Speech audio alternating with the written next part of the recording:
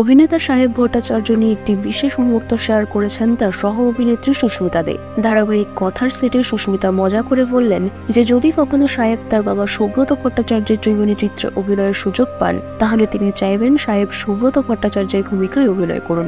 সাহেব ভট্টাচার্য একজন প্রতিভাবান অভিনেতা যিনি সব মাধ্যমেই সফল। সহ অভিনেত্রী সুস্মিতা জানালেন, প্রথমে তার মনে ভয় ছিল সাহেবের সঙ্গে অভিনয় করতে গিয়ে। তিনি ভেবেছিলেন সাহেব খুবই রাগী হবেন, কিন্তু সময়ের সঙ্গে সঙ্গে বুঝলেন সাহেব এতটা ভয়ঙ্কর নন, বরং তিনি হাসি ঠাট্টার মাধ্যমে সেটের সকলের সঙ্গে সুসম্পর্ক বজায় রাখেন। সুস্মিতার মতে সাহেব মাঝে মাঝে রাগী হলেও শুটিংয়ের পরিবেশ দ্রুত হালকা করে ফেলেন।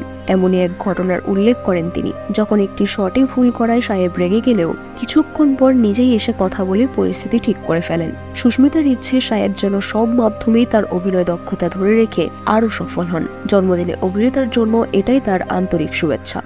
বিনোদন জগতের সব খবরাখবর সবার আগে পেতে সাবস্ক্রাইব করুন বিনোদন চিত্র ইউটিউব চ্যানেল আর পাশে থাকা বেল বাটনটি ক্লিক করতে ভুলবেন না।